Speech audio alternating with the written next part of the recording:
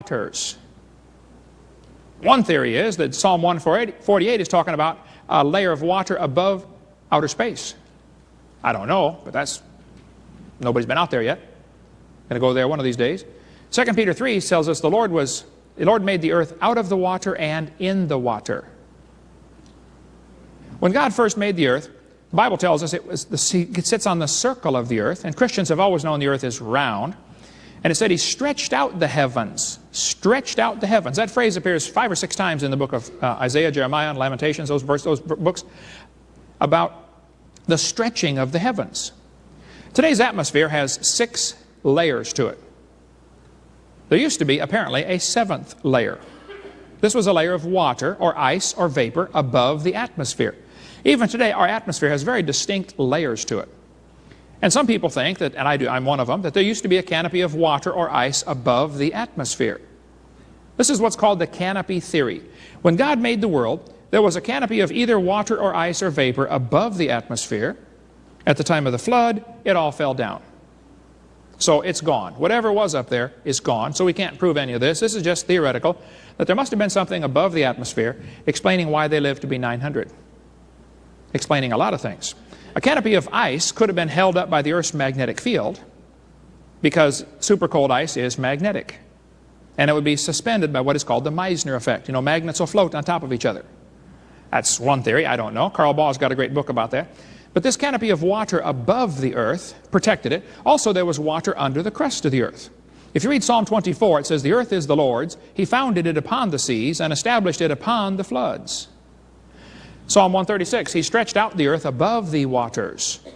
Most of the water that's now on the crust of the earth, in the surface called oceans, used to be inside the earth, in big subterranean water chambers. I don't have a clue what the numbers were, but let's just pick a few for sake of argument. Suppose there was a layer of ice 10 or 20 or 30 inches thick above the atmosphere, and then a layer of air, 10 or 15 miles of air to breathe, and then a layer of rocks and dirt to stand on, the crust of the earth, maybe 10 miles, and then a layer of water underneath. Subterranean water chambers. That's the water that came shooting out to the surface when the fountains of the deep broke open. Genesis chapter 7. And today, the earth is busted up like an eggshell. I think those cracks that we see, the fault lines, are probably places where the crust of the earth broke open and the water came out. We cover much more on that on video number 6 about the flood and the Hovind theory of what happened to cause the flood. We still have these scars, fault lines. I've been to the San Andreas Fault, the Hayward Fault, the New Madrid Fault, the Golden Fault. None of them my fault, but I've been there, done that, studied it, okay? There's no question the earth has cracks. The question is, when did this happen? Well, the textbooks in school say this is part of the Pangea theory. The continents are moving around. Well, I agree the continents are moving a little bit, but the Pangea theory is baloney. They shrank Africa 40% to make them fit. They took out all of Mexico and Central America. Hey, señor, ¿qué pasa? ¿Dónde está Mexico? Panama, Costa Rica, Guatemala. They don't tell the kids, if you take the water out of the oceans, you'll notice there is dirt underneath. People say, hey, do you think the continents were connected? I say, what are you talking about? They still are. What do you mean, were they? Hello. Always have been connected. They're still connected. What do you mean, were they? Cover more on that on video number 6. The earth used to have a canopy of water overhead, or ice. This would make the earth like a big greenhouse. How many know what a greenhouse is? They've got all glass walls. You have to dress in the basement in a greenhouse. Carl Baugh's book, Panorama of Creation, I think is really good on that topic. You know, a lot of scientists are still finding water in space between the stars. I think there used to be a lot of water above the atmosphere. And scientists have a new theory now about the dinosaurs. They say maybe a lack of oxygen killed the dinosaurs. A lack of oxygen. Why would they say that? Well, because when they studied the Apatosaurus, they found out his lungs are way too small compared to the size of his body, and his nostrils are too small. An 80-foot Apatosaurus had nostrils the same size as a horse. Now, how is an 80-foot animal going to get enough air through nostrils the same size as a horse? He'd be sucking so hard trying to get a breath, it'd set him on fire from the friction from the wind whistling in there. They couldn't breathe. Well, you know, apparently dinosaurs did breathe, because we find bones of them all over the world. Dinosaurs did live. There's no question about did they live. The question is, when did they live and how did they breathe? Their lungs are too small. Their nostrils are too small. That's a simple scientific fact. So we have to come up with an answer. to explain the dinosaurs. Well, when you look in amber, which is petrified tree sap, occasionally in amber they find mosquitoes or something. How many saw the movie Jurassic Park, you know, where they drilled in to get the mosquito blood out of the amber? Well, sometimes in amber they find air bubbles. The air bubbles often have 50% more oxygen than we do today. The air you're breathing is 21% oxygen. The air in the amber bubbles is 32% oxygen.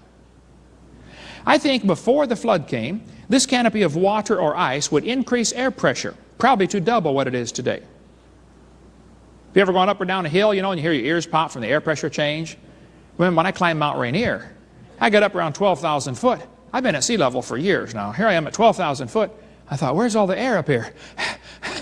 I was having to take 2 breaths in order to take 1 step. I go,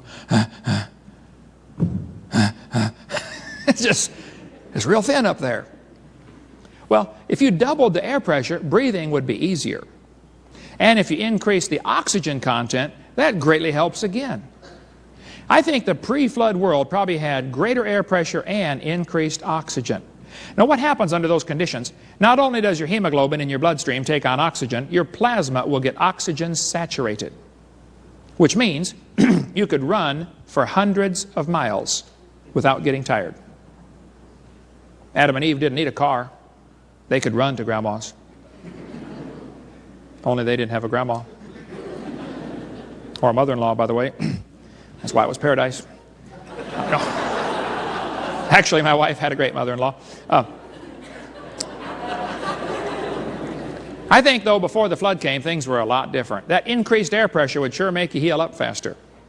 How many of you remember baby Jessica that fell into the well in Texas? She was 18 months old. Her left leg slipped down in a pipe. Her right leg came up behind her, and she slid down 20 feet inside an 8-inch steel pipe. She was down there for 2.5 days. They tore up the neighborhood getting that kid out of that well. I mean, it was an amazing rescue. Got to really praise those guys for the work they did. When they got her out, lots of her body had turned black from lack of circulation. Her right leg was totally black. It had been twisted around behind her, stuck in her face from behind for 2.5 days. One doctor said, we got to cut her right leg off immediately. The other doctor said, hey, before we start cutting stuff off, let's put her in a hyperbaric oxygen chamber. They stuck Jessica in a chamber, filled it up full of pure oxygen, and pumped it up to double normal pressure. Within a few hours, her leg turned pink. They restored circulation. They had to cut off half of her little toe. It never did save that one, but still, it beats losing a leg. By the way, do you know what you call a girl if one leg is shorter than the other? Eileen. Never mind. A little bit of trivia there. Jessica was absolutely fine after being treated with hyperbaric treatments. They restored circulation. Interesting. The largest chamber in America is in Pensacola, Florida. It can hold 30 people in an emergency. What's that? What would they have a hyperbaric chamber for? In West Germany, they're treating all stroke patients with hyperbaric oxygen and getting amazing recovery from strokes. In England, they're treating multiple sclerosis. In India, they're treating leprosy with hyperbaric treatments. Here's a kid being treated for cerebral palsy. They're finding now if they give people more oxygen during surgery, only half as many get nauseated and only half as many have infections afterwards. This chamber in New York is being used to treat people with neurological disorders like autism with hyperbaric oxygen. They have many one-person chambers in the world today. The Dallas Cowboys have a hyperbaric chamber. Now question, why would the Dallas Cowboys want a hyperbaric chamber? Well, they've discovered their injured players will heal twice as fast. And if you're paying the guy $1,000 a minute to go play with the ball, you want him out there playing with the ball, not sitting on the sideline, right? I think the whole world probably had hyperbaric conditions before the flood came. You can get your own hyperbaric sleeping bag if you want. Michael Jackson has one. He says it's going to make them live forever. Well, that's just what we need, you know. There's my son, Kenandu, back there on the camera, and his wife and I at an oxygen bar in Alaska. You go in to eat lunch and you pay $5 and you breathe pure oxygen while you're eating. After about 15 minutes of breathing pure oxygen, now it's not under pressure, but still, you're breathing pure oxygen. You walk away saying, wow, let's get back to work. Let's go shop some more, you know, which is probably the hidden agenda. A friend of mine in Oregon has his own hyperbaric chamber. It cost $250,000. He let me go in it for 6 times. They call it a dive. You sit in there, they close the door, and they pressurize it. I got up to triple atmospheric pressure. After about an hour in there, all your plasma is saturated with oxygen. I got out. I felt like running around the world. I couldn't believe it. Felt like I was 19 years old again. Like, man, let's go jog someplace. It's incredible, the energy level. Dr. Mori, Ki Mori, in Tokyo, Keio University in Tokyo, started raising a tomato plant under pressurized carbon dioxide, so I've heard, and filtered sunlight. He blocked out the UV light. His tomato plant grew a little faster than normal, and it kept growing and growing and growing, and they said, wow, this thing's getting bigger. After 2 years, it had produced 900 tomatoes and was 16 feet tall. They moved it to a shopping center, built scaffolding to hold up the branches, and it kept growing and growing. They took it to Expo 85 and said, this plant might produce 10,000 tomatoes. It ended up growing 40 feet tall, producing 15,000 tomatoes in its lifetime. One tomato plant. That's a tomato tree. Now this was a cherry tomato plant. You know, the little cherry tomatoes you put on your salad. But his tomatoes were coming off baseball size. Can you imagine if the whole world had hyperbaric conditions like that before the flood came? The plants would grow like crazy. You would need the dinosaurs just to mow the grass. There's a guy in Iowa got curious, you know, why do the birds start chirping an hour before sunrise? He found out the chirping of the birds is a frequency that helps open up the plant cell stomata on the bottom of the leaf, and it lets the plant start breathing in the morning. It helps, that's the alarm clock, it wakes the plant up. He found out that that frequency is found in music, classical music, quite a bit. So he started playing classical music to his cornfield. His neighbors thought, you know, un poquito loco a la cabeza, you know, he's a couple fries short of a Happy Meal, but until his corn grew 15 feet tall. And he said, what channel was that you're playing? When he played the music to his squash plants, they produced 5 squash per leaf instead of 1. He played it to his black walnut tree, and it grew twice as fast as normal. Called Sonic Bloom.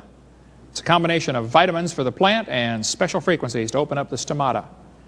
I debated Jeannie Scott. She's the president of the National Center for Science Education. The National Center, big name. They got 4 or 5 people there, a little bitty storefront building, you know, but they're the National Center in Berkeley, California. She said in the debate, by the way, there's the National Center right there, little storefront building, that's it. Which is okay, but it got kind of much bigger title than I think they ought to have. Andrew Carnegie started this whole organization purposely to keep evolution in the schools and keep creation out. That's the purpose of the National Center. Well, I debated Jeannie Scott, and she said in the debate, she said, Dr. Hovind, there are 80 separate layers of coal in the Midwest. She's right. She said, if you look at the amount of coal in the world, the entire biomass, that means all the plants of the world today, could not possibly be converted to that much fossil fuel. She's right. In other words, there's so much coal in the ground, if you took every tree and bush and blade of grass on the surface of the earth, you couldn't squish it and make all that coal. I said, Jeannie, you were right. She said, don't you see, there had to have been an enormous amount of time involved in laying down the coal seams. Oh, now right there she's wrong. You see, she's looking at today's world, which is 70% underwater, and thinking that's how the coal got there. Well, if the pre-flood world was mostly land and loads of plants, the flood would form all that coal in 1 year. But she's guilty of looking at today's world and trying to interpret the past, just like 2 Peter warned us was going to happen. In Montana and Wyoming, there's a coal mine that is 10,000 square miles of coal up to 200 feet thick. That would take a lot of trees. And sometimes in coal, human artifacts are found. This bell was found inside a lump of coal. The sole of a shoe was found inside a piece of coal. The stitching was so clear you could see the twist in the threads. This iron pot was found inside a lump of coal. Your kids are going to be told coal formed millions of years ago. No, coal formed in the flood.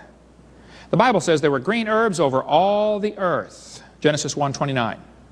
I think there were plants from pole to pole. You know, when they went down to Antarctica, they discovered frozen leaves. There are no trees in Antarctica, and yet thousands of leaves are found deposited there, 250 miles from the South Pole. Today the earth is 70% underwater. Only 3% of planet Earth